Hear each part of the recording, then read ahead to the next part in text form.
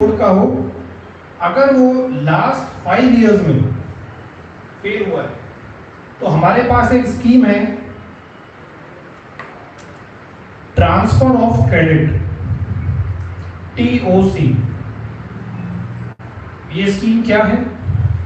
ये sir alien से हमारे पास बहुत स्टूडेंट्स आते हैं जो कंपटीशन में इतने मांगने रहते हैं कि बोर्ड का थोड़ा बहुत चूक जाते हैं, उनके लिए ये बहुत ही बढ़िया सोल्यूशन है। आप देखें एक बार, फॉर एग्जांपल किसी स्टूडेंट के पास फिजिक्स, केमिस्ट्री, मैथमेटिक्स था। चलिए एक एग्जांपल और आपको मैं बताता हूं। एक स्टूडेंट था पराक्रम सिंह, एलियन जयपुर का ही था।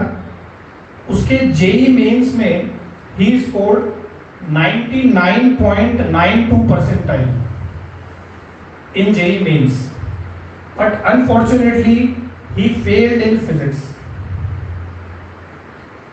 because competition में MCQ पेपर होता है और शॉर्ट में करना बच्चा इतना हो जाता है कि वो बोर्ड की तैयारी नहीं कर पाया, फिजिक्स में फेल हो गया। Now he got 99.92 percentile. He was a ranker in JEE mains, but not eligible for NIT or IIT as he has not qualified his wealth. अब क्या करें? CBSE ने लिख दिया एसेंशियल रिपीट। नेक्स्ट टाइम ये number आएंगे नहीं आएंगे पता नहीं है। उस बच्चे का स्टेट, उसके पेरेंट्स का स्टेट, हाईएस्ट डिप्रेशन। अब क्या करेगा वो? अब किसी बोर्ड में कोई सोल्यूशन नहीं है। आप बोर्ड स्विच नहीं कर सकते, किसी स्टेट बोर्ड में जा नहीं सकते आप। अब हम क्या करते हैं? Transfer of credit. इसके मार्क्स मान लीजिए अपन ये आए हैं। अब English, chemistry, math and computers, in 4 subjects में ये ऑलरेडी पास है, सिर्फ एक में फेल है, फिजिक्स। ठीक है, हम क्या करेंगे?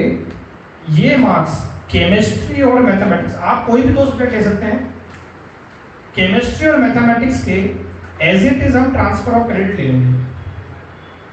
मैक्सिमम 2 सब्जेक्ट्स ही आप TOC ले सकते हैं। तो केमिस्ट्री और मैथ के मार्क्स एज इट इज आ गए आपके 70 और 80। ये एग्जाम आपको वापस नहीं देना है। नाउ क्या बच गया? English, physics and computer. आपको सिर्फ ये 3 पेपर्स देने हैं। फिजिक्स में जिसमें वो फेल हो गए थे क्योंकि वो स्टूडेंट CBSE का था, इंग्लिश मीडियम का था, तो इंग्लिश उसके लिए बहुत इजी था, इंग्लिश में पहले स्कोर भी अच्छा था। और कंप्यूटर्स 40 मार्क्स का पेपर होता है। नाउ अब उसका रिजल्ट आया जून में, ऑन 7th of June। एक हमारे यहाँ स्कीम है ऑन डिमांड एग्जामिनेशन, मतलब आप डेट खुद सेलेक्ट कर सकते हैं कि मुझे कौन सा एग्जाम कब देना है, और ये एग्जाम हर महीने होते हैं। तो इस स्टूडेंट का रिजल्ट आया 7 जून को। हमने 8 जून उसका फॉर्म भरा, पर एग्जाम स्टार्ट हुए 18 जून से। 18 जून को इंग्लिश, 20 जून को डेटा एंट्री एंड 30 जून को फिजिक्स। इस बच्चे ने ये तीनों पे एग्जाम दिए, तीनों पास किए। 2 सब्जेक्ट ये ऐड हो गए, टोटल 5 सब्जेक्ट्स में वो पास हो गया। आज वो MNIT जयपुर में है, कंप्यूटर साइंस ब्रांच में।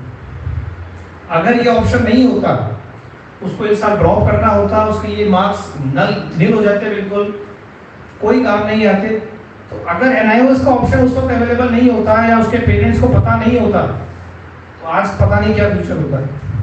तो अगर आपको साल बचाना है और इंस्टेंट, अगर आप चाहते हैं कि हमारा साल नहीं खराब हो, काउंसलिंग से पहले आपका रिजल्ट आ जाए, अगस्त में काउंसलिंग होती है, उससे पहले अगर आपका रिजल्ट आना चाहिए, तो सिर्फ ये बोर्ड कर सकता है, कोई नहीं कर सकता।